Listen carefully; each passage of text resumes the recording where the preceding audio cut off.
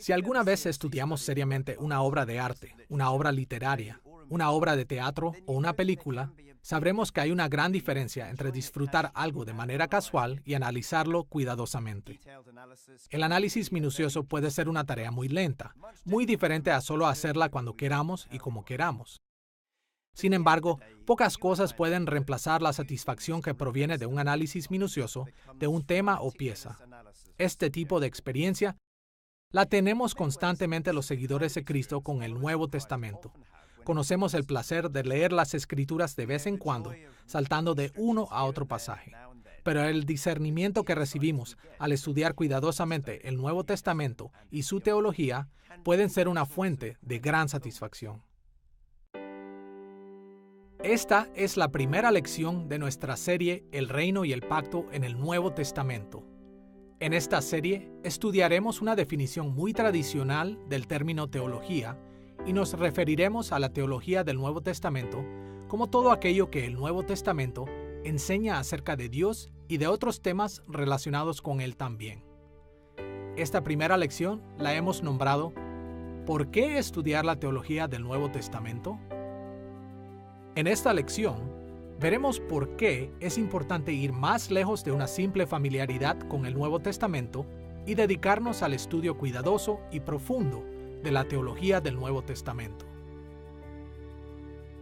En 2 de Timoteo capítulo 2, versículo 15, el apóstol Pablo explicó que la comprensión de la teología del Nuevo Testamento frecuentemente requiere de mucho trabajo.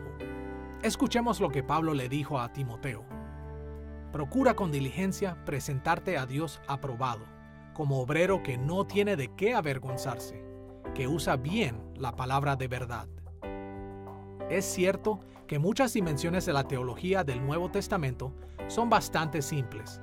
Sin embargo, Pablo dejó claro que comprender las Escrituras no siempre es fácil. Timoteo tuvo que ser un obrero que usa bien la palabra de verdad. El término griego que se traduce como trabajador es ergates, término que a menudo se refiere a trabajadores manuales. La metáfora de Pablo se refiere a que entender bien la teología del Nuevo Testamento requiere a menudo de trabajo duro. Ahora bien, si estudiar la teología del Nuevo Testamento es tan difícil, ¿por qué debemos estudiarla?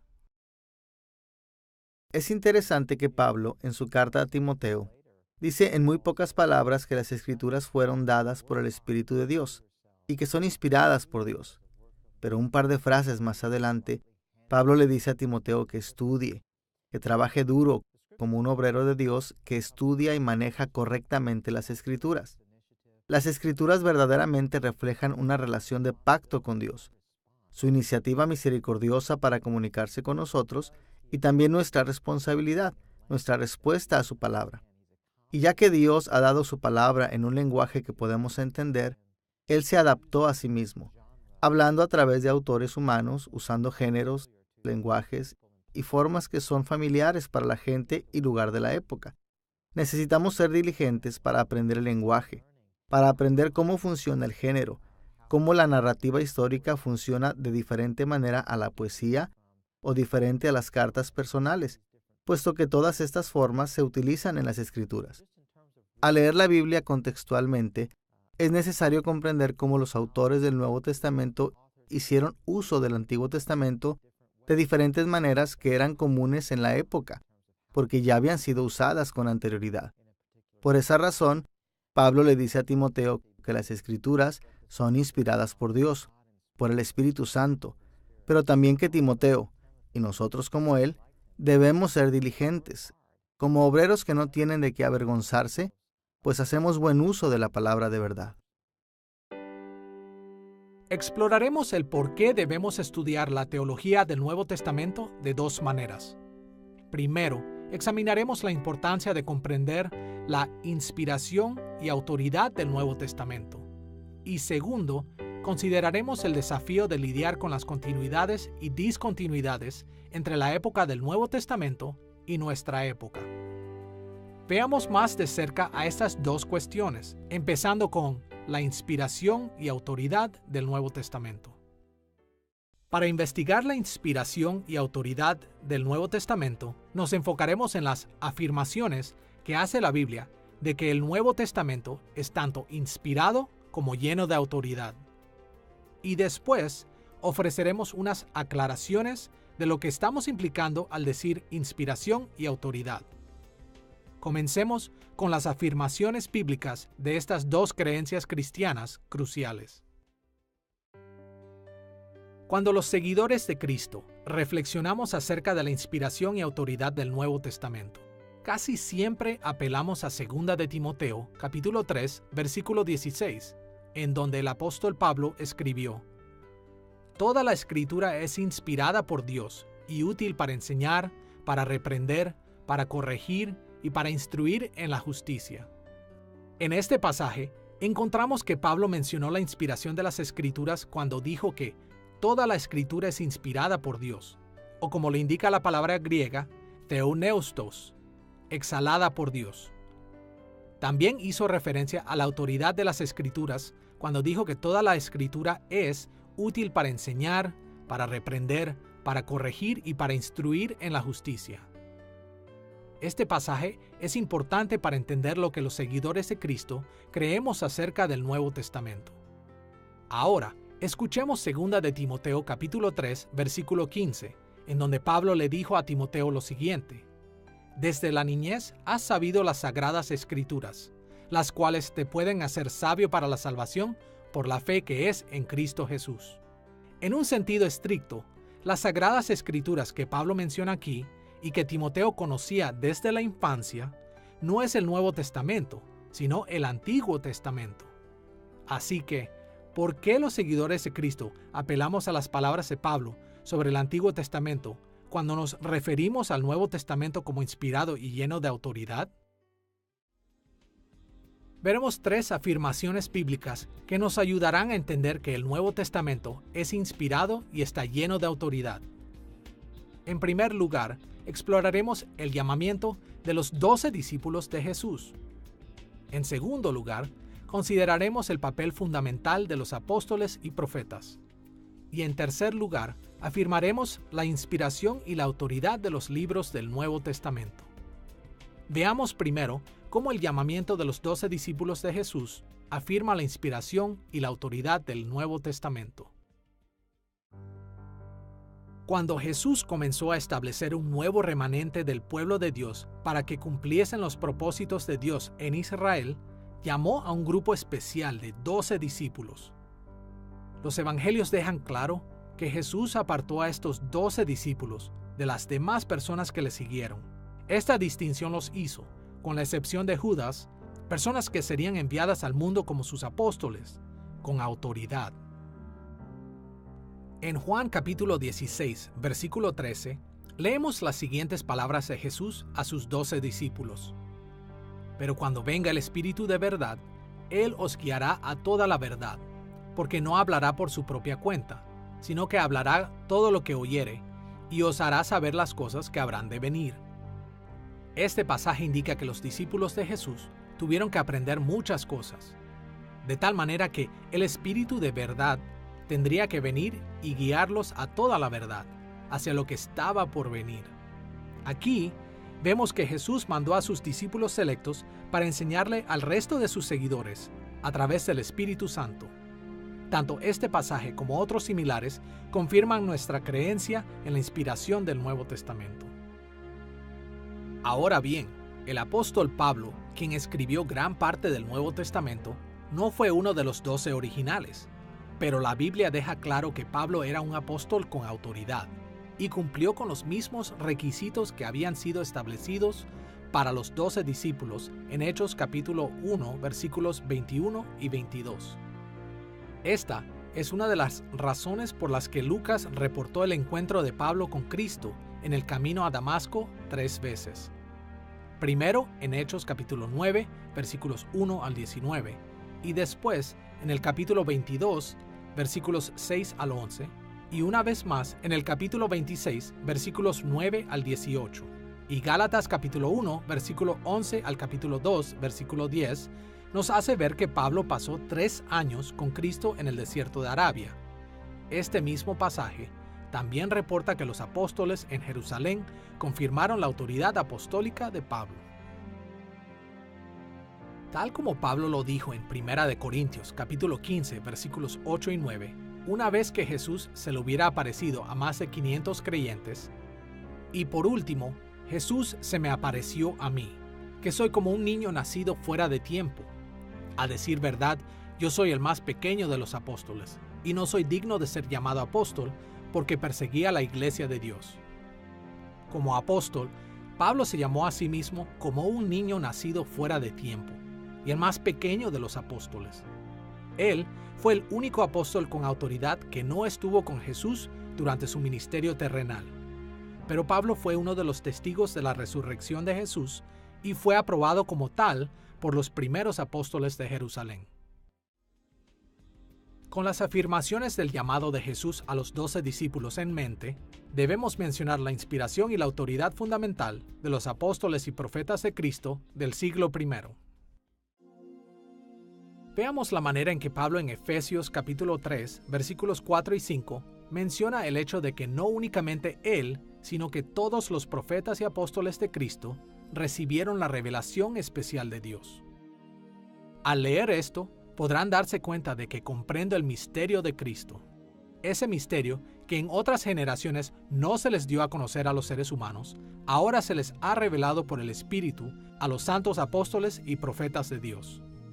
Aquí, Pablo se refiere a las enseñanzas distintivamente cristianas que habían sido mantenidas en secreto o en misterio hasta que ahora se les ha revelado por el Espíritu a los santos apóstoles y profetas de Dios.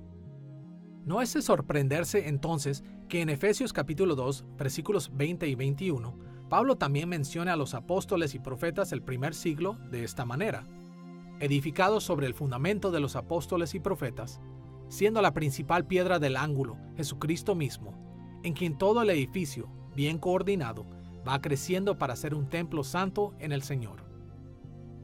Como este pasaje nos dice, Dios está construyendo a la iglesia como un templo santo en el Señor, y Jesucristo es la principal piedra del ángulo. Pero notemos también que Pablo identificó a los apóstoles y profetas como parte del fundamento de la iglesia. Esto nos indica que Dios estableció a la iglesia de Cristo sobre las enseñanzas autoritativas de los apóstoles y profetas.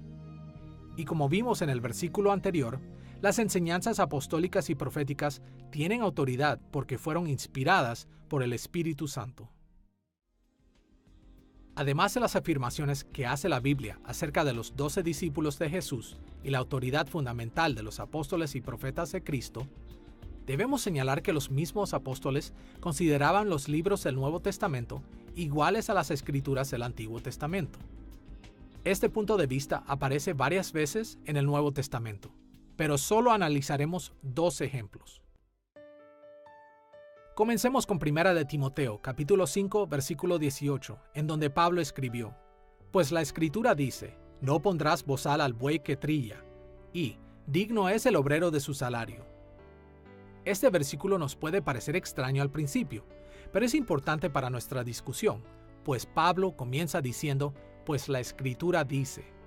Luego cita 2 diferentes pasajes. La primera cita, no pondrás bozal al buey que trilla, es una referencia a Deuteronomio capítulo 25, versículo 4 en el Antiguo Testamento. Pero la segunda cita, digno es el obrero de su salario, es de Lucas capítulo 10, versículo 7 en el Nuevo Testamento. Esta correlación entre la autoridad del Antiguo Testamento y Nuevo Testamento demuestra que el apóstol Pablo consideraba los escritos de los apóstoles y los profetas de Cristo iguales a las escrituras del Antiguo Testamento.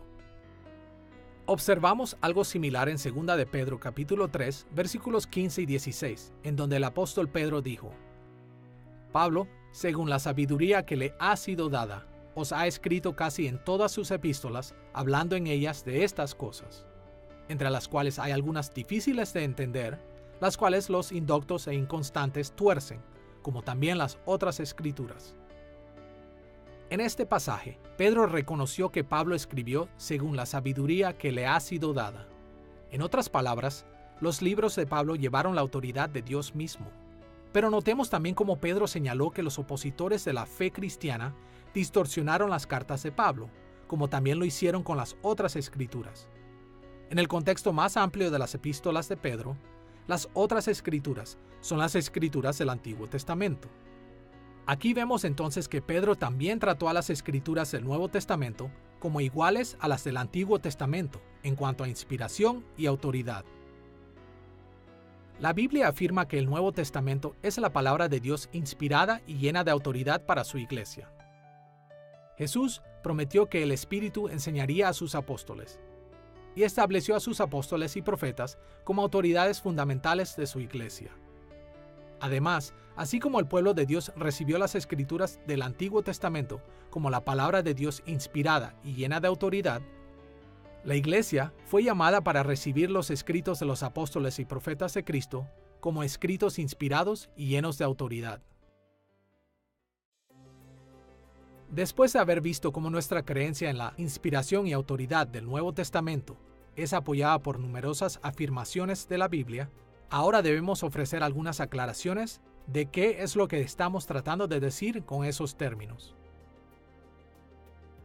Cuando se trata del Nuevo Testamento, a menudo los cristianos malinterpretamos los términos inspiración y autoridad. Aunque es muy importante afirmar que estos conceptos son verdaderos, también necesitamos estar seguros de que los entendemos correctamente. Analizaremos las aclaraciones de estas dos características del Nuevo Testamento por separado. En primer lugar, queremos aclarar qué es lo que entendemos por la inspiración del Nuevo Testamento. Y después, consideraremos la autoridad del Nuevo Testamento. Examinemos primero la inspiración del Nuevo Testamento. A lo largo de la historia, algunas personas que dicen ser seguidores de Cristo han tenido diferentes interpretaciones de lo que significa que el Nuevo Testamento haya sido inspirado o exhalado por Dios. Nos ayuda a pensar que estos puntos de vista están dentro de un espectro. En uno de los extremos del espectro, algunos teólogos mantienen una visión romántica de la inspiración. Creen que el Espíritu Santo inspiró a los escritores bíblicos de la misma forma en la que los poetas o músicos seculares son inspirados a escribir o componer. Como resultado, creen que el Nuevo Testamento consiste solamente de las reflexiones y opiniones personales de sus autores humanos. Ellos admiten que estos escritores pueden haber sido sabios y pueden haber tenido acceso a información que pudiera ser beneficioso para nosotros, pero niegan que el Nuevo Testamento sea un registro totalmente confiable de lo que Dios quiere que creamos, sintamos y hagamos.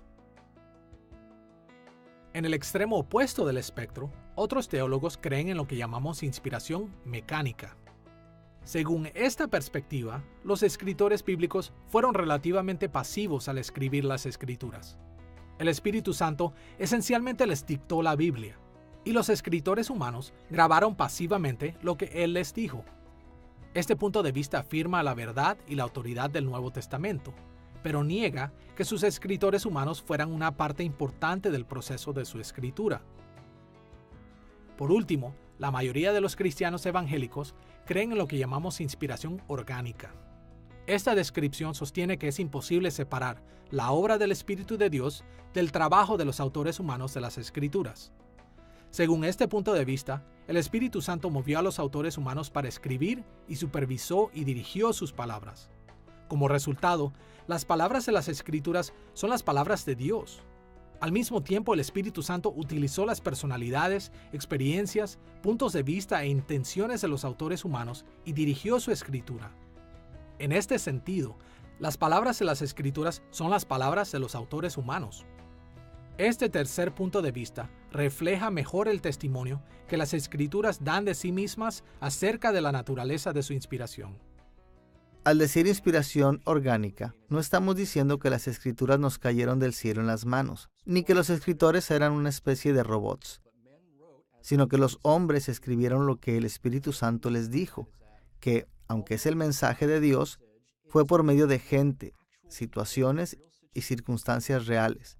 Esto puede incomodar a personas que preferirían una conexión directa entre Dios y el hombre.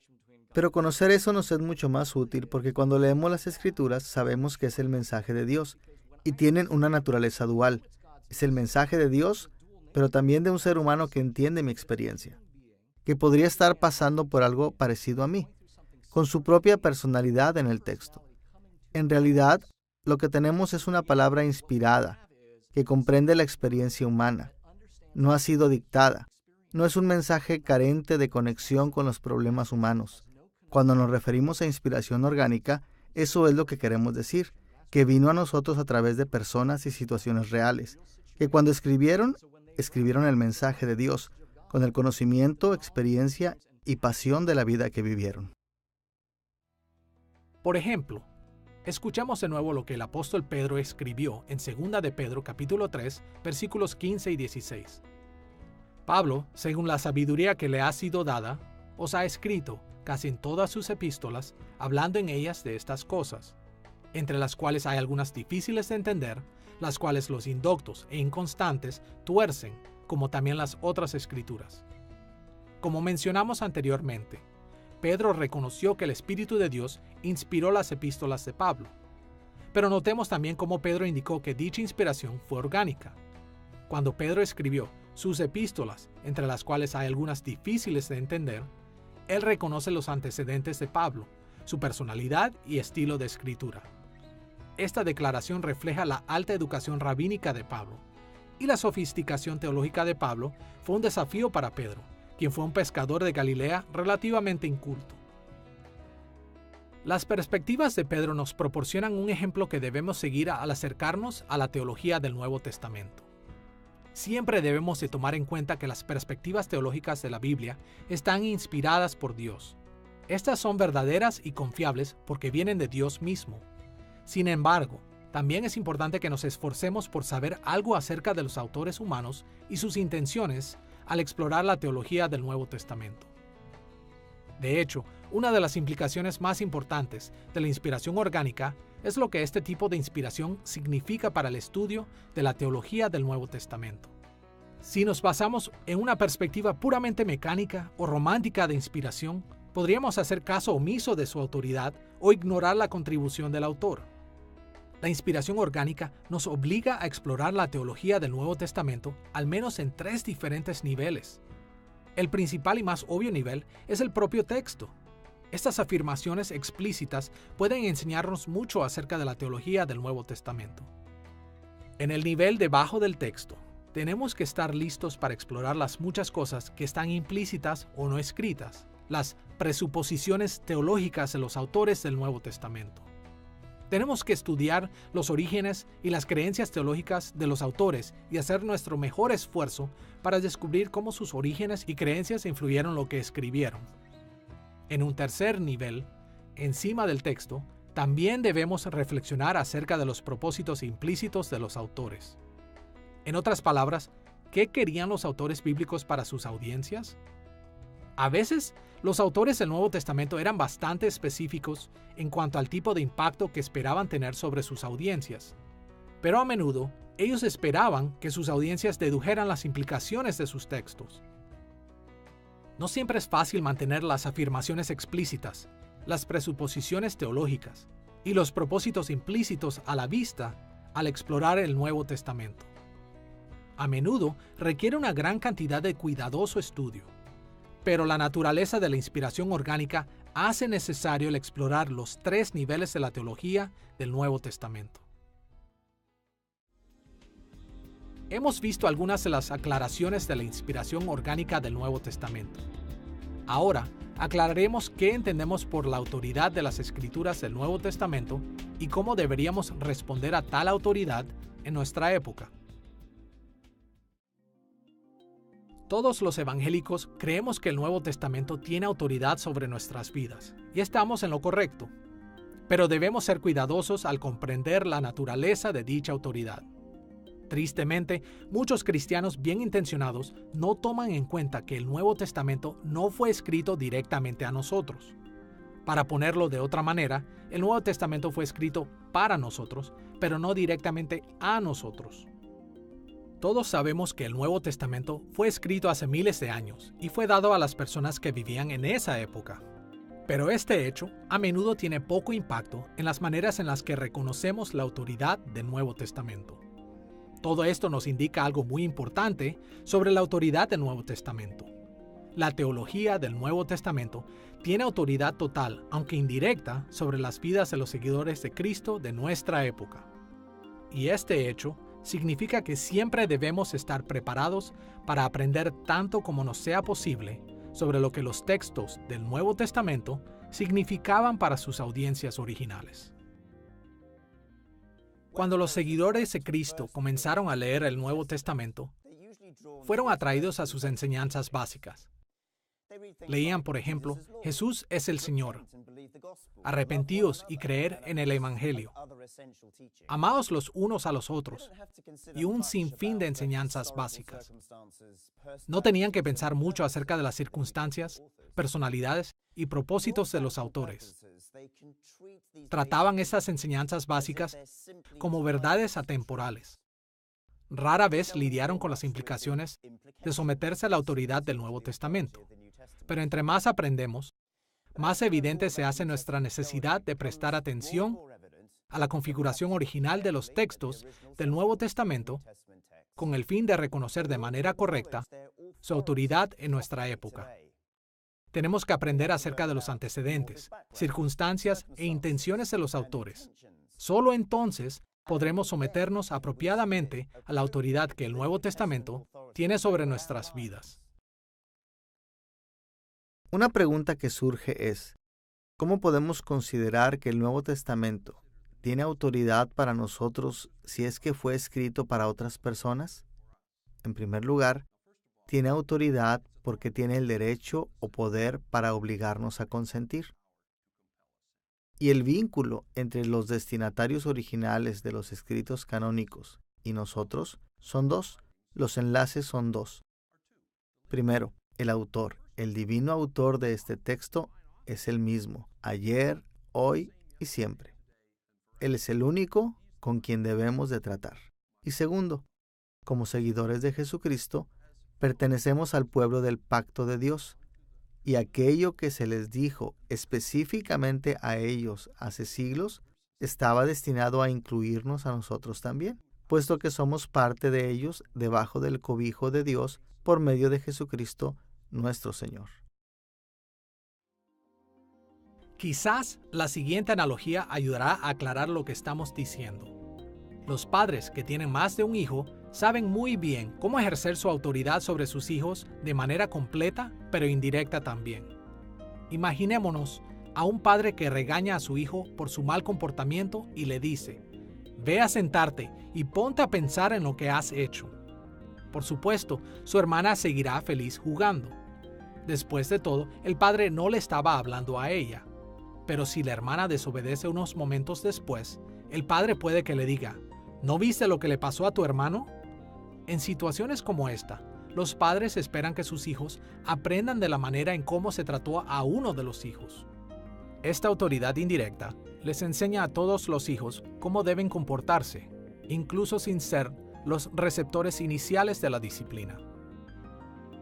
Esto es lo que queremos decir cuando decimos que la inspiración orgánica nos guía a la autoridad completa pero indirecta del Nuevo Testamento para los seguidores de Cristo hoy en día. Los textos del Nuevo Testamento hablaron con autoridad plena y directa a su audiencia original. Y debemos recordar que también nos hablan con autoridad plena en esta época. Para los seguidores fieles de Cristo, nunca es una cuestión de si nos vamos a someter a la enseñanza del Nuevo Testamento, más bien es cómo someternos a su autoridad. Así que, para determinar cómo deberíamos responder a esta autoridad, debemos estar preparados para volver a ver el propósito original y las circunstancias en las que fue escrito un determinado texto. Una pregunta acerca de la palabra de Dios es: ¿cómo es que un mensaje que le fue dado a personas hace 2000 años puede ser aplicado a nosotros? ¿Cómo es que dicho mensaje puede ser palabra de Dios para nosotros y hacia nosotros? Creo que aunque dichos textos no sean la palabra de Dios para nosotros, en última instancia, sí son la palabra de Dios para nosotros. Lo que todos los libros de la Biblia, sus géneros, sus situaciones, tienen en común es que todos revelan la naturaleza de Dios. ¿Quién es Dios? Revelan quién somos nosotros en relación con Él. Revelan el propósito de Dios para nosotros en el mundo, cómo es que debemos responderle a Él y cómo responderle al prójimo. Lo que aprendemos en las Escrituras es el corazón de Dios, su naturaleza y su propósito. y que aunque haya sido escrito para diferentes personas en diferentes contextos, incluso que lo que se les haya mandado no se aplique directamente a nosotros, aún así aprendemos la naturaleza de Dios, de su propósito, quiénes somos y cómo debemos vivir en relación con Dios. La Biblia nos enseña el corazón de Dios y el propósito de Dios, y nos guía sobre cómo vivir en relación con Él y en relación con el prójimo. Por ejemplo, en Mateo capítulo 19, versículo 21, Jesús le dio la siguiente instrucción específica a un joven rico. Si quieres ser perfecto, anda, vende lo que tienes y dalo a los pobres, y tendrás tesoro en el cielo, y ven y sígueme. ¿Cómo debemos aplicar este pasaje a nuestras vidas? ¿Será que todos nosotros estamos llamados a vender lo que tenemos y dárselo a los pobres?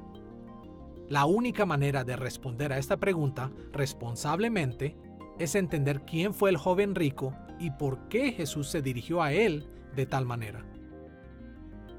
El título de este joven y su interacción con Jesús sugieren que era de origen judío y que tenía mucha influencia financiera en su comunidad. También parece que se preocupaba profundamente por mantener las costumbres judías. Anteriormente en este capítulo, él le preguntó a Jesús: Maestro bueno, ¿qué bien haré para tener la vida eterna? Jesús respondió: guarda los mandamientos. El joven declaró con orgullo que lo había hecho. Entonces Jesús se dirigió a lo que parecía ser la principal preocupación del joven, principalmente su riqueza e influencia. Las Escrituras nos muestran en repetidas ocasiones que tener posesiones no es algo malo por sí mismo.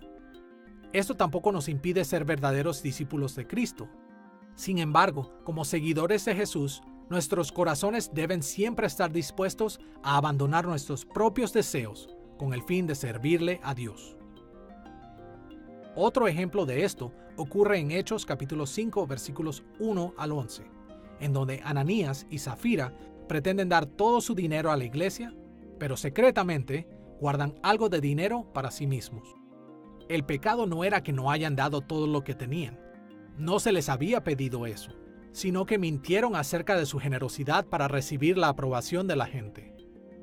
La respuesta de Jesús al joven rico de vender sus posesiones no se trata específicamente del dinero, sino de la preocupación del joven por aquello que debería sacrificar. Jesús llega al meollo del asunto al abordar el tema de lo único que este hombre no estaba dispuesto a abandonar: su riqueza. Este ejemplo nos ayuda a entender que si vamos a someternos a la autoridad de las Escrituras, debemos tener en cuenta el contexto y el propósito original de cada pasaje. Solo entonces seremos capaces de evaluar cómo obedecemos lo que Dios ha ordenado. El Nuevo Testamento, así como el Antiguo Testamento, no es una filosofía, ni consiste en una formulación filosófica, formulada de tal manera que pueda ser transportada a todas las culturas fácilmente. El Nuevo Testamento es específico, es histórico, y la razón es bastante obvia. Dios se ha revelado tanto en el Antiguo Testamento como en el Nuevo Testamento. Y cuando Dios se revela a personas específicas. No se revela con generalizaciones, dado que éstas perderían su relevancia por el hecho de ser generalizaciones. Dios se le reveló a Abraham, Isaac, Jacob, Moisés, David, Isaías, Jeremías, y después, a través de Jesús, a los discípulos, a Pedro, a Pablo. Ellos eran personas específicas en circunstancias específicas. Y la revelación fue así, por necesidad. Dios es el creador y la creación existe en el tiempo y el espacio. Es por eso que cuando Dios se revela a sí mismo, necesita revelarse en el tiempo y el espacio. Hasta este punto de nuestra lección sobre por qué estudiar la teología del Nuevo Testamento, hemos visto que la inspiración y autoridad del Nuevo Testamento requiere que aprendamos tanto como podamos acerca del contexto histórico antiguo de cada libro del Nuevo Testamento. Ahora estamos listos para estudiar las continuidades y discontinuidades entre nuestra época y la época del Nuevo Testamento. Imaginémonos que nos encontramos un libro escrito hace 500 años. El lenguaje en el que fue escrito sería algo diferente del que hablamos hoy. Los conceptos se explicarían de maneras un poco extrañas. Las costumbres y tradiciones que se mencionan en el libro nos parecerían viejas y anticuadas. Pero al mismo tiempo, si lo estudiáramos, podríamos ver cómo ese libro se relaciona a nuestra vida actual. Incluso un libro escrito hace mucho tiempo no sería totalmente ajeno al mundo en el que vivimos. No podría ser tan extraño como para no entenderse. Puede tomar algún esfuerzo, pero eventualmente podríamos comprender mucho de lo que dice este libro antiguo. A esto nos enfrentamos con el Nuevo Testamento. Fue escrito hace casi 2000 años, y por esta razón, su lenguaje, conceptos, costumbres y tradiciones son diferentes a las de nuestro mundo moderno. Pero al mismo tiempo, si nos entregamos al estudio de estos asuntos, podremos ver que el Nuevo Testamento aún se conecta a nuestro mundo en muchos aspectos. El hecho de que la Biblia haya sido escrita hace 2000 años es relevante porque fue escrita en una cultura y en un momento determinado. El hecho de que es la palabra de Dios es lo relevante para nosotros, pues Dios decidió hablarnos a través de ella por su gracia y su misericordia. Hebreos nos dice que la palabra de Dios es más cortante que toda espada de dos filos. Es como un pequeño cuchillo quirúrgico. Así la palabra de Dios nos abre y se establece dentro de nosotros, como nuestra autoridad, dictando y exigiendo, mandando cosas que debemos obedecer y diciéndonos que debemos amarla. No solo obedecerla, sino de hecho amarla y memorizarla. Por eso es importante para nosotros, pues es la palabra de Dios. Para ver cómo el estudio minucioso puede ayudarnos a las continuidades y discontinuidades que hay entre nosotros y el Nuevo Testamento, nos enfocaremos en 3 consideraciones principales: las consideraciones de época, las consideraciones culturales y las consideraciones personales. Estas 3 consideraciones están relacionadas entre sí, pero es útil abordarlos de manera individual. Primero, veamos algunas de las consideraciones importantes de época. Cuando hablamos de una época de la historia bíblica, nos estamos refiriendo a un periodo de tiempo establecido por la revelación divina que es diferente de otros periodos de tiempo. Por supuesto, hay muchas formas de dividir la historia, y ningún periodo de tiempo es totalmente distinto del que vino antes y después de él. Sin embargo, comúnmente dividimos la historia bíblica en la era del Nuevo Testamento y la era del Antiguo Testamento. Identificamos el periodo del Nuevo Testamento como la era del Nuevo Pacto. Esta era comenzó con la primera venida de Cristo y continuará hasta su regreso. La nueva era del pacto es única porque es mesiánica. Es el tiempo en el que Jesús, el gran hijo de David, reina en nombre de Dios. Para entender por qué las consideraciones de época hacen necesario el estudio de la teología del Nuevo Testamento, analizaremos las continuidades de época que unifican a la era del Nuevo Pacto. Y después veremos sus discontinuidades de época. Veamos primero las continuidades. Hay muchas continuidades de época entre nuestros días y los días del Nuevo Testamento. Una de las mejores maneras de ver estas conexiones es dándonos cuenta de que los cristianos actuales servimos al mismo Dios que los seguidores de Cristo del primer siglo. Los teólogos sistemáticos tradicionales a menudo señalan que las Escrituras enseñan que Dios es inmutable o inmodificable. Se centran en sus atributos inalterables, su plan eterno y sus juramentos de pacto, que se encuentran en pasajes como Números capítulo 23, versículo 19, Isaías capítulo 46, versículo 10 y Santiago capítulo 1, versículo 17. Y como servimos al mismo Dios inmutable, es de esperarse que haya muchas similitudes entre lo que Dios esperaba de su pueblo en el Nuevo Testamento y lo que espera de nosotros hoy en día. Escuchemos Hebreos capítulo 13, versículos 7 y 8. Acordaos de vuestros pastores, que os hablaron la palabra de Dios. Considerad cuál haya sido el resultado de su conducta, e imitad su fe. Jesucristo es el mismo ayer, y hoy, y por los siglos. Aquí, el autor de Hebreos insistió a su audiencia a considerar cuál haya sido el resultado de la conducta de sus pastores, e imitad su fe. Apoyó esta exhortación recordándoles la inmutabilidad de Dios cuando dijo: Jesucristo es el mismo ayer y hoy y por los siglos.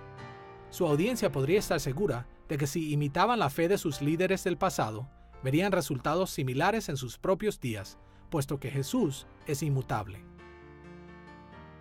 Al igual que las audiencias originales del Nuevo Testamento, nosotros vivimos después de que la muerte de Cristo ha hecho la expiación final del pecado. Hemos sido resucitados con Cristo en su resurrección, igual que los creyentes del primer siglo. Vivimos en una era en la que el Espíritu de Dios es derramado más de lo que se derramó en el Antiguo Testamento. Somos parte del mismo cuerpo de Cristo con la misma misión de difundir a todos los confines de la tierra todo lo que Jesús enseñó. A pesar de la distancia histórica que nos separa de la época del Nuevo Testamento, el inmutable Creador ha establecido esta clase de continuidades de época para poder aplicar el Nuevo Testamento a nuestros días.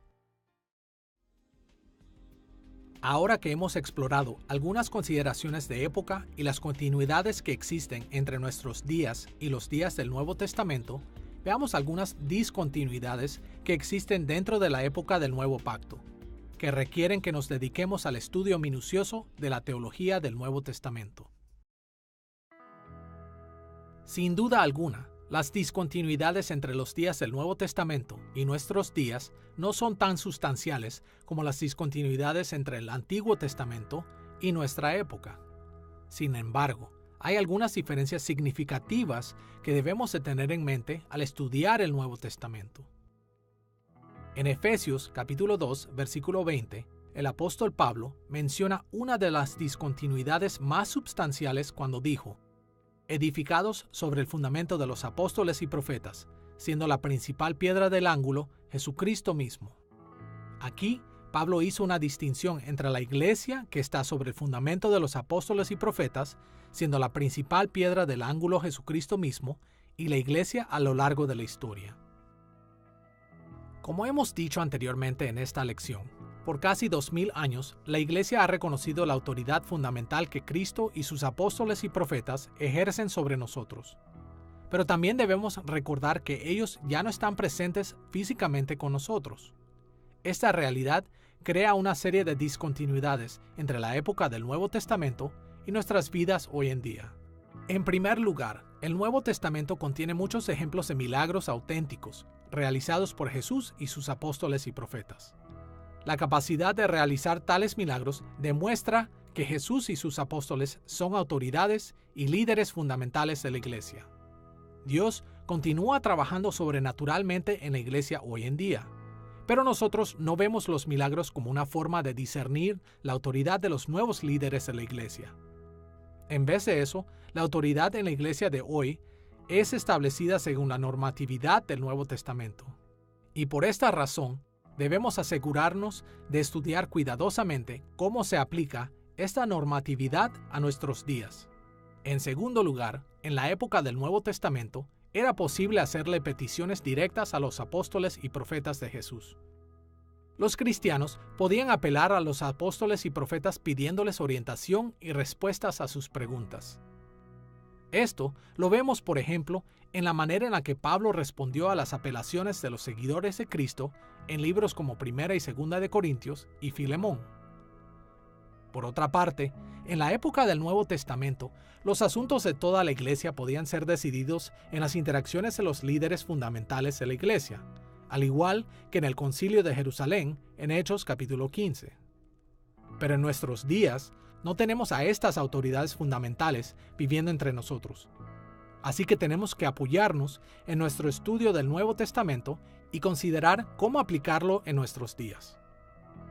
En tercer lugar, al estudiar la teología del Nuevo Testamento, a menudo tenemos que enfrentarnos al hecho de que los autores del Nuevo Testamento hicieron énfasis teológicos que fueron importantes durante el periodo fundacional de la Iglesia, pero que no nos corresponden a nosotros el día de hoy.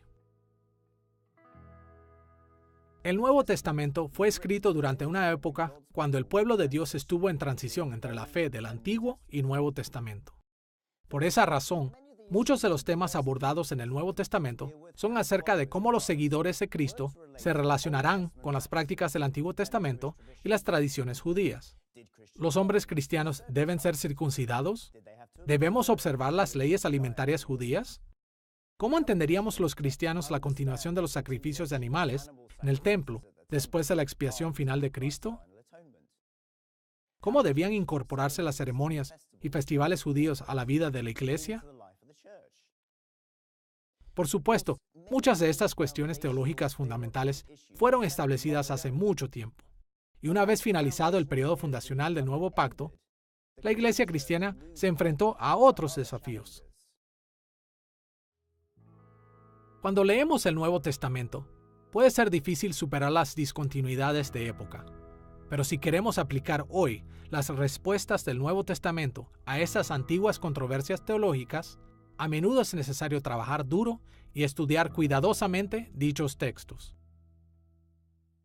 Cuando uno lee la Biblia, hay que ponerla siempre en su contexto original. Al hacerlo, a veces no nos damos cuenta de algunos de los asuntos con los que están luchando, porque son muy diferentes a los asuntos con los que nosotros lidiamos hoy en día. Por ejemplo, en el Antiguo Testamento, todas las cuestiones del pacto que estaban vinculadas a Israel, el vivir bajo el antiguo pacto y después la venida de Cristo, el cumplimiento de eso, son asuntos teológicos principales con los que la iglesia tiene que lidiar. ¿Cuál es la relación con los mandatos del antiguo pacto? ¿Cómo se cumplen en la iglesia?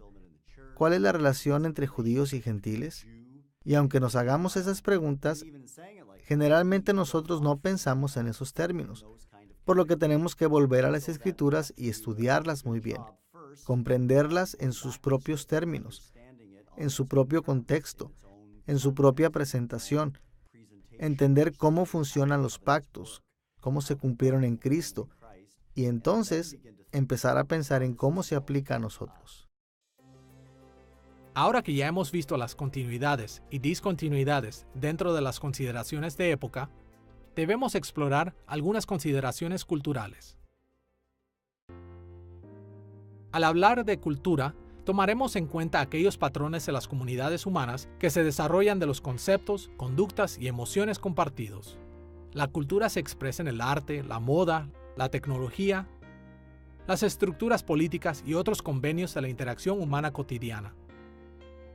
Y cuando nos ocupamos de la teología del Nuevo Testamento, tenemos que prestar atención a estas dimensiones culturales de la vida, tanto en el siglo I como en nuestros días.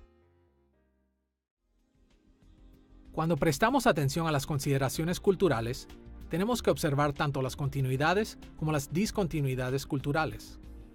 A veces, esto no es una tarea fácil, por lo que tenemos que estar listos para dedicarnos a la reflexión cuidadosa. Veamos primero cómo ocurre esto en las continuidades culturales. Todos sabemos que cada cultura es distinta y que tales diferencias aumentan con la distancia temporal y geográfica. Pero por más que reconozcamos estas diferencias, debemos recordar que cada cultura humana existe en el mismo mundo. Este hecho crea muchas continuidades culturales, incluso a través del tiempo y la geografía. Todas las culturas de la Tierra están conformadas por la naturaleza de los seres humanos y por el medio ambiente físico y natural.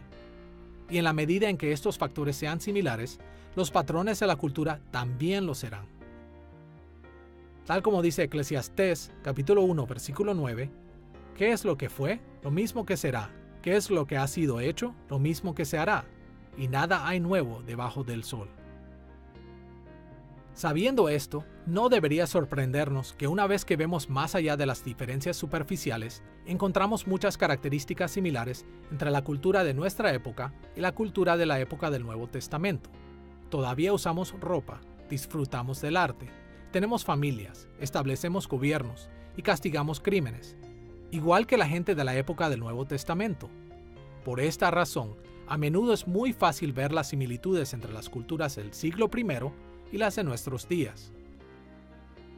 A manera de ejemplo, tomemos la escena de Juan capítulo 4 versículos 6 y 7, en la que se nos presenta la conversación de Jesús con una mujer samaritana. Era como la hora sexta. Vino una mujer de Samaria a sacar agua, y Jesús le dijo, «Dame de beber». Muchos de nosotros hemos escuchado las explicaciones de las dimensiones culturales de esta escena. Jesús conoció y habló con una mujer samaritana. Aun y cuando los judíos en la época de Jesús consideraban a los samaritanos inmundos y se negaban a asociarse con ellos. Ahora bien, como lectores modernos, No tenemos sentimientos, ni buenos ni hostiles, hacia los samaritanos, y no nos ponemos a pensar si son o no personas ceremonialmente limpias. Pero aún así, no es difícil ver los importantes paralelismos entre esta escena bíblica y los prejuicios sociales de nuestros días. Desafortunadamente, las personas hoy en día no somos tan diferentes de las personas del siglo I en este sentido. Y como vivimos en el mismo mundo que las personas del Nuevo Testamento, a menudo somos capaces de trazar paralelismos a nuestras experiencias culturales modernas con facilidad, a pesar de las diferencias. Aunque es importante darnos cuenta que las consideraciones culturales incluyen continuidades culturales entre nosotros y el Nuevo Testamento, también debemos ser conscientes del impacto de las discontinuidades culturales en nuestra comprensión de la teología del Nuevo Testamento. Nuestra comprensión de las Escrituras es que son la palabra de Dios, y el máximo autor de las Escrituras es el Espíritu Santo. A menudo hablamos acerca de las Escrituras en esos términos exaltados, y entonces surge la pregunta de ¿por qué necesitamos algo más allá que las simples Escrituras? ¿Por qué necesitamos estudiar la cultura, los antecedentes y los lenguajes? Si tenemos las Escrituras, y estas son palabras de Dios, ¿no son suficientes? Entendemos que el Espíritu Santo es el autor supremo, pero el Espíritu Santo también trabajó a través de autores humanos y nos dio las Escrituras en su contexto histórico. Las Escrituras que tenemos ante nosotros no solo son una lista de verdades proposicionales, tampoco son un libro de leyes que enlista normas o lo que debemos hacer y no hacer. Las Escrituras no solo son refranes de sabiduría, máximas, aforismos o un proverbio tras otro, y de alguna manera sacamos la verdad de ahí. Aunque esos elementos están en las Escrituras son una revelación de Dios y de cómo Dios actúa en la historia. A veces resumimos nuestra comprensión de las Escrituras al decir que son la palabra de Dios en palabras de autores humanos en momentos determinados en la historia. Y esa parte, en la historia, es la que es sumamente importante para nosotros. Si no entendemos el contexto cultural en el que fueron escritas las Escrituras, si no entendemos el lenguaje, las Escrituras pueden ser fácilmente malinterpretadas. En realidad, existen muchas diferencias entre las perspectivas culturales de nuestra época y las de la época del Nuevo Testamento, y tenemos que trabajar muy duro para superar los obstáculos que se nos presentan al interpretar y aplicar la teología del Nuevo Testamento. Uno de los ejemplos más evidentes de este tipo de discontinuidad cultural es el lenguaje que se utiliza para escribir el Nuevo Testamento.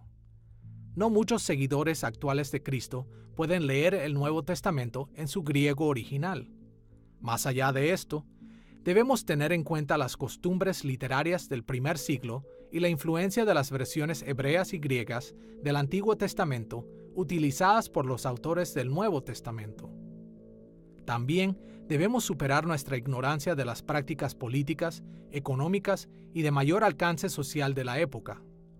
Solamente al dedicarnos a estas tareas, seremos capaces de lidiar con las muchas discontinuidades culturales que existen entre el Nuevo Testamento y nuestra época.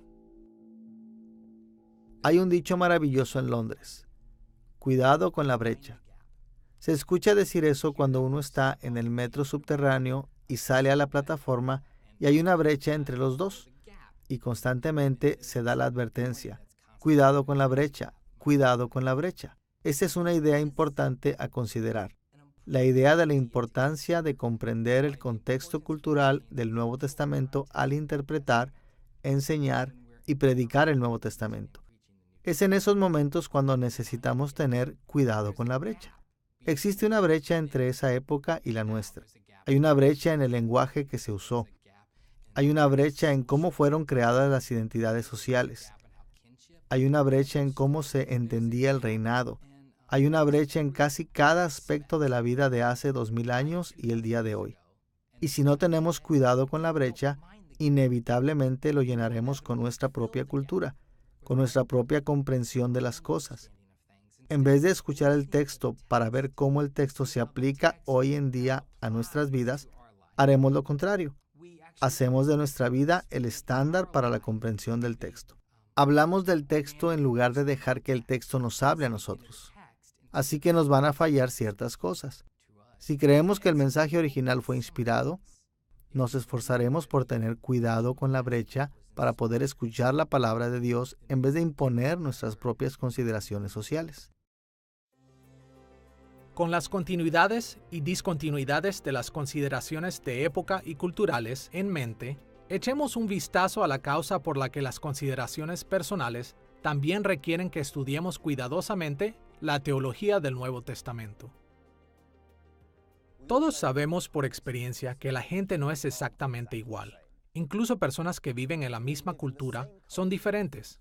A menudo, cuando nos encontramos personas de lugares lejanos o leemos sobre la gente del pasado, nos damos cuenta que las diferencias psicológicas, emocionales y espirituales pueden ser enormes.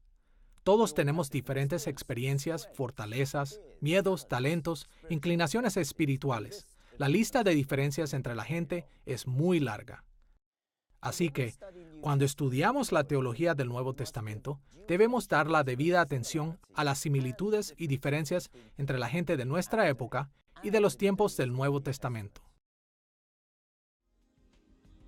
Veamos las consideraciones personales a lo largo de las mismas líneas que hemos seguido en nuestras discusiones anteriores. En primer lugar, ¿cuáles son las continuidades personales entre la gente actual y la gente del Nuevo Testamento? Y en segundo lugar, ¿cuáles son las discontinuidades entre ellos? Comencemos con las continuidades. Desde una perspectiva bíblica, existen bastantes similitudes entre la gente, como para estar seguros de que podemos aprender y aplicar la teología del Nuevo Testamento como se debe. En efecto, las Escrituras enseñan que todos los seres humanos en los tiempos del Nuevo Testamento y en la actualidad son el mismo tipo de gente. Los autores, audiencias y otras figuras humanas en el Nuevo Testamento fueron hechos a la imagen de Dios, tal como nosotros. Eran racionales y razonaban como nosotros. Reaccionaban con alegría y tristeza, tal como lo hacemos hoy. Y como nosotros, eran imágenes de Dios caídas que necesitaban la redención en Cristo. Luchaban con el pecado y soportaban el dolor y las dificultades en este mundo caído. Y aquellos que creían en Cristo en tiempos del Nuevo Testamento experimentaban la gracia del perdón de Dios y la bendición del Espíritu Santo en sus vidas personales, tal como lo hacemos nosotros hoy en día. Debido a estas y muchas otras continuidades personales, cuando leemos el Nuevo Testamento, a menudo somos capaces de conectarnos con la gente de aquella época. Por ejemplo, en Romanos capítulo 9, versículos 2 al 4, Pablo expresó sus sentimientos por su gente, los judíos, de la siguiente forma: que tengo gran tristeza y continuo dolor en mi corazón, porque deseara yo mismo ser anatema, separado de Cristo, por amor a mis hermanos, los que son mis parientes según la carne, que son israelitas. Estos versículos revelan una experiencia muy personal y emotiva de Pablo, y la personalidad humana no ha cambiado tanto desde la época de Pablo hasta la nuestra como para que no podamos sentir empatía con sus sentimientos. Continuidades personales como estas a menudo hacen que sea relativamente fácil para nosotros comprender lo que los autores del Nuevo Testamento, sus audiencias y personajes experimentaron.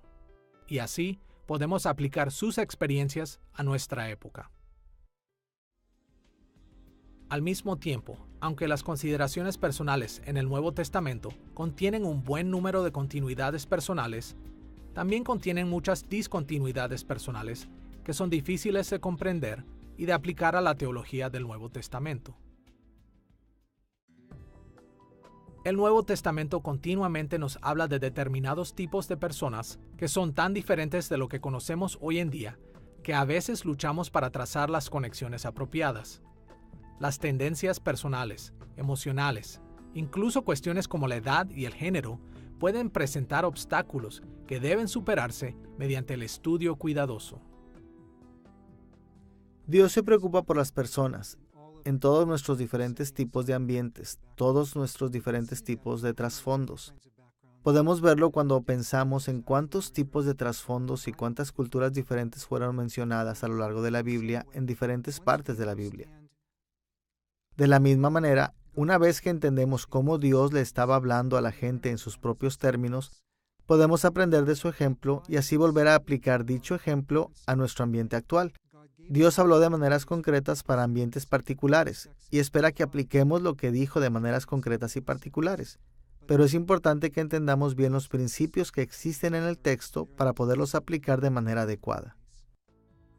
Por ejemplo, en Efesios capítulo 6, versículos 5 y 9, Pablo instruyó a dos tipos de personas en particular. Él dijo: Siervos, obedeced a vuestros amos terrenales con temor y temblor, con sencillez de vuestro corazón, como a Cristo. Y vosotros, amos, haced con ellos lo mismo. Cuando la mayoría de nosotros leemos estas palabras, obtenemos un conocimiento superficial de lo que Pablo le dijo a los esclavos y amos en la iglesia en Éfeso. Pero nuestro conocimiento de las luchas que estos hermanos y hermanas en Cristo enfrentaron es severamente limitado, porque la gran mayoría de nosotros nunca hemos sido ni esclavos ni amos. Estas eran personas muy diferentes a nosotros, y por esta razón debemos trabajar vigorosamente para aprender lo que esta gente experimentaba en el siglo I en lugares como Éfeso. Solo entonces podemos empezar a trazar los paralelos apropiados para nuestra época y comprender las perspectivas teológicas de Pablo ofrecidas en este pasaje. Cada vez que intentamos entender cómo aplicar el Nuevo Testamento, la palabra clave que tenemos que recordar todo el tiempo es contexto. Aunque nos gustaría que la aplicación de las Escrituras sea muy clara, ni siquiera fue así en la época del Nuevo Testamento. Siempre he sentido fascinación por el hecho de que Pablo dijo en un caso: sí, Timoteo, debe ser circuncidado por causa del Evangelio. Y en otro caso le dijo a uno de sus acompañantes: no debe ser circuncidado por causa del Evangelio. La misma ley estaba correcta o equivocada según el contexto cultural. En un caso fue Timoteo quien debió ser circuncidado para alcanzar a los judíos. Fue por causa del Evangelio. En el otro caso, creo que fue Tito, que no debía ser circuncidado porque la gente que quería que fuera circuncidado creía que eso era necesario para la salvación, y eso sería opuesto al Evangelio. Necesitamos realmente entender cuál es nuestra situación cultural actual y cómo se aplican los principios bíblicos a ella. Y eso significa que necesitamos entender realmente la cultura tanto como entendemos las Escrituras. Los sanos y los enfermos, los discapacitados, los fuertes, los débiles, los ricos, pobres, jóvenes y viejos, padres, madres, hermanas y hermanos en los días del Nuevo Testamento, debían adoptar la teología del Nuevo Testamento en forma apropiada para su época. Hasta cierto grado, estos factores personales similares siempre afectarán cómo aplicamos la teología del Nuevo Testamento en nuestra época. Y estas consideraciones personales nos presionan a estudiar el Nuevo Testamento con diligencia. En esta lección, hemos explorado el por qué los seguidores de Cristo debemos estudiar la teología del Nuevo Testamento. Hemos visto la inspiración y autoridad del Nuevo Testamento y hemos visto que debemos darnos a la tarea de estudiarlo porque ha sido exhalado por Dios. También consideramos cómo las continuidades y discontinuidades de época, culturales y personales entre la época del Nuevo Testamento y la nuestra nos obligan a dedicarnos a entender y aplicar la teología del Nuevo Testamento. El Nuevo Testamento es un tipo de libro que merece mucho más que una mirada casual. Como la palabra de Dios para su iglesia, debemos estar dispuestos a hacer lo que sea necesario para entenderla lo mejor posible. Nos centraremos en varias formas importantes de lograr este objetivo en las siguientes lecciones. Y al hacerlo, veremos muchos de los beneficios que provienen de la cuidadosa reflexión de esta parte de la Biblia. Y veremos una y otra vez por qué debemos darnos al estudio de la teología del Nuevo Testamento.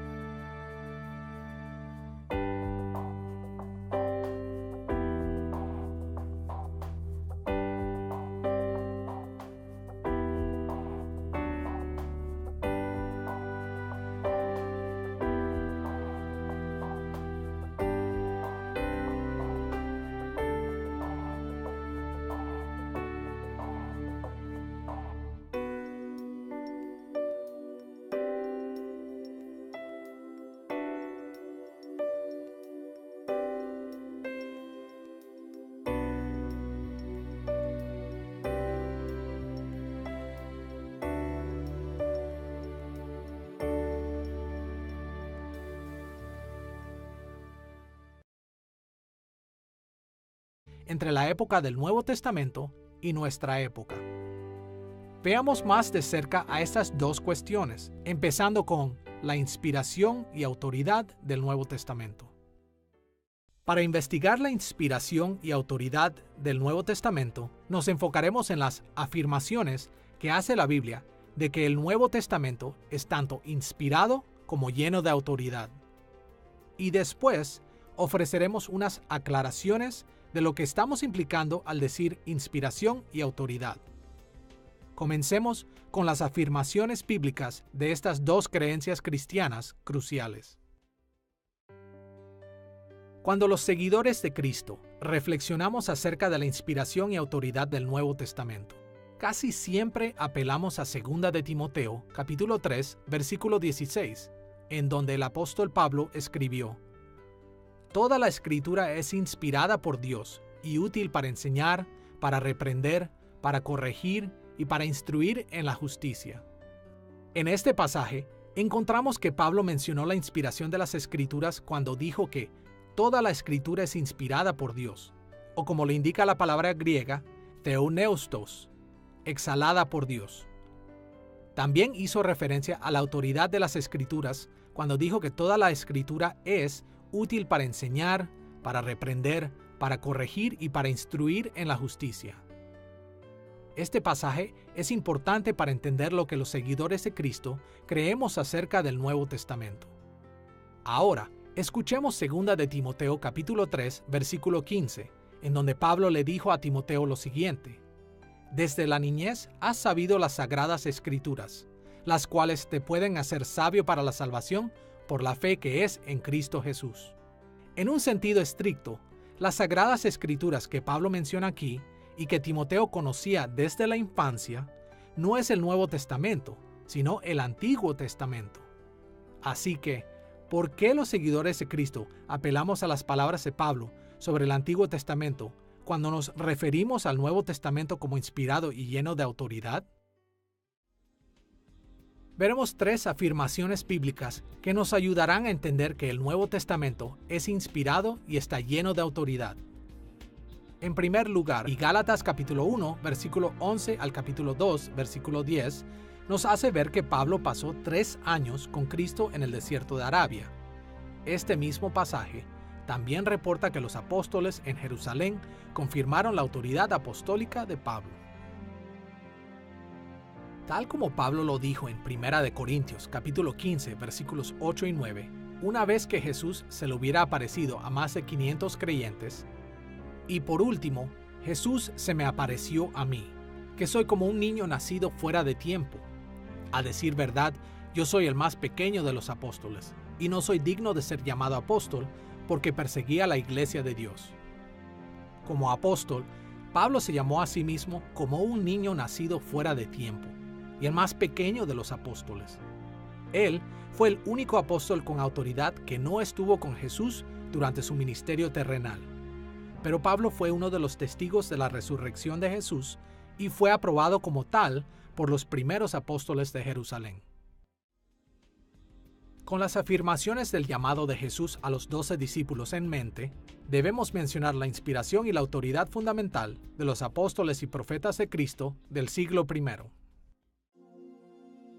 Veamos la manera en que Pablo en Efesios capítulo 3, versículos 4 y 5, menciona el hecho de que no únicamente él, sino que todos los profetas y apóstoles de Cristo recibieron la revelación especial de Dios. Al leer esto, podrán darse cuenta de que comprendo el misterio de Cristo.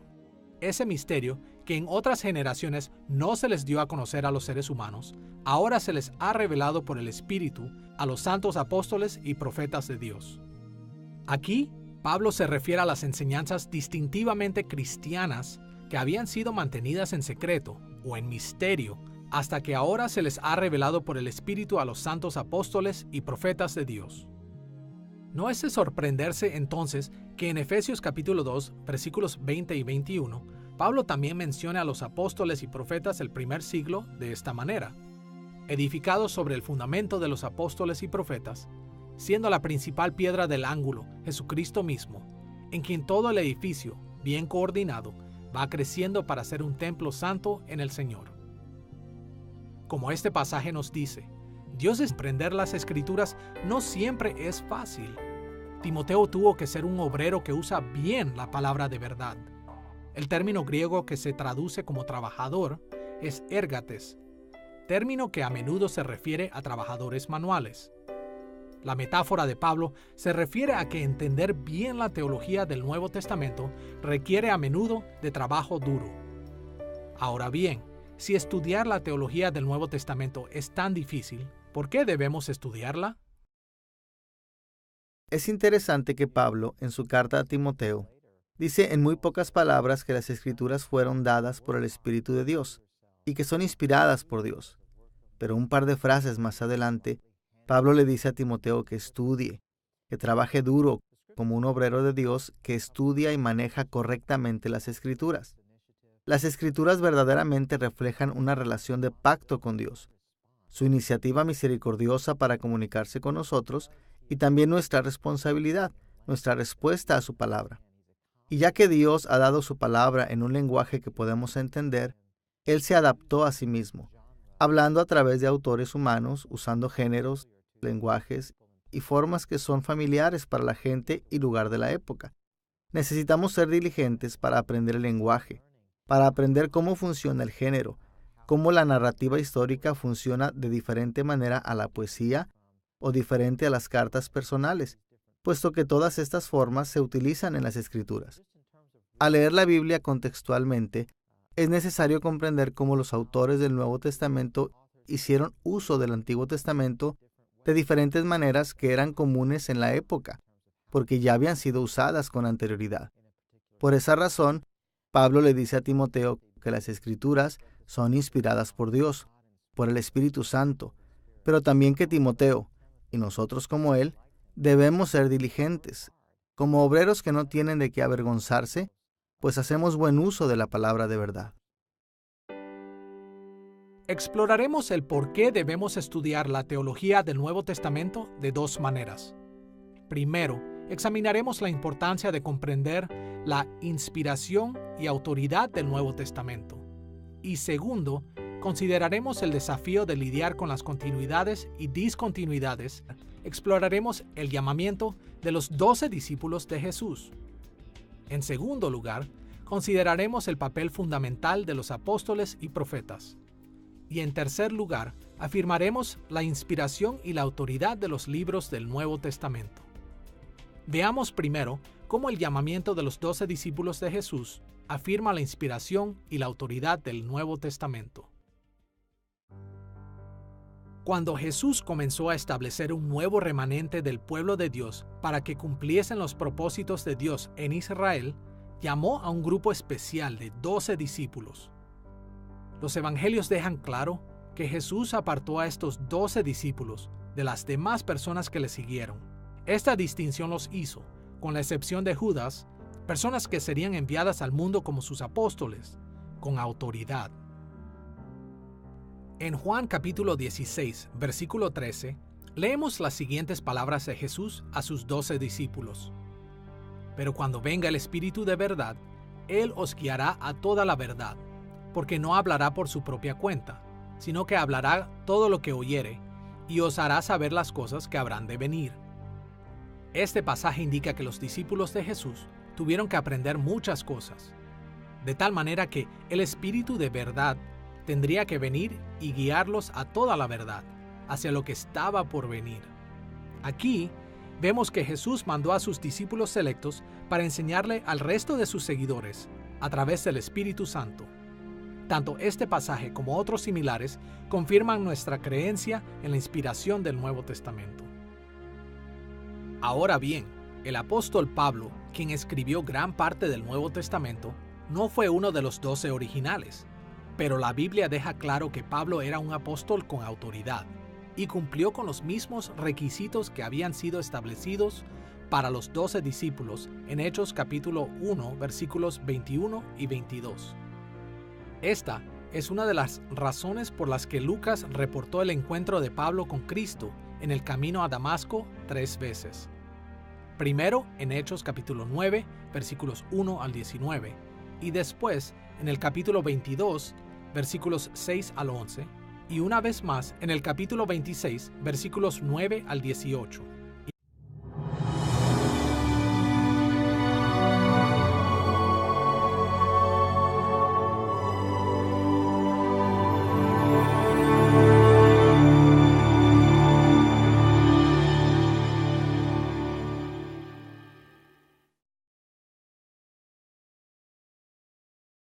Si alguna vez estudiamos seriamente una obra de arte, una obra literaria, una obra de teatro o una película, sabremos que hay una gran diferencia entre disfrutar algo de manera casual y analizarlo cuidadosamente. El análisis minucioso puede ser una tarea muy lenta, muy diferente a solo hacerla cuando queramos y como queramos. Sin embargo, pocas cosas pueden reemplazar la satisfacción que proviene de un análisis minucioso de un tema o pieza. Este tipo de experiencia la tenemos constantemente los seguidores de Cristo con el Nuevo Testamento. Conocemos el placer de leer las Escrituras de vez en cuando, saltando de uno a otro pasaje. Pero el discernimiento que recibimos al estudiar cuidadosamente el Nuevo Testamento y su teología pueden ser una fuente de gran satisfacción. Esta es la primera lección de nuestra serie El Reino y el Pacto en el Nuevo Testamento. En esta serie estudiaremos una definición muy tradicional del término teología y nos referiremos a la teología del Nuevo Testamento como todo aquello que el Nuevo Testamento enseña acerca de Dios y de otros temas relacionados con Él también. Esta primera lección la hemos nombrado ¿Por qué estudiar la teología del Nuevo Testamento? En esta lección veremos por qué es importante ir más lejos de una simple familiaridad con el Nuevo Testamento y dedicarnos al estudio cuidadoso y profundo de la teología del Nuevo Testamento. En 2 de Timoteo capítulo 2, versículo 15, el apóstol Pablo explicó que la comprensión de la teología del Nuevo Testamento frecuentemente requiere de mucho trabajo. Escuchemos lo que Pablo le dijo a Timoteo. Procura con diligencia presentarte a Dios aprobado, como obrero que no tiene de qué avergonzarse, que usa bien la palabra de verdad. Es cierto que muchas dimensiones de la teología del Nuevo Testamento son bastante simples. Sin embargo, Pablo dejó claro que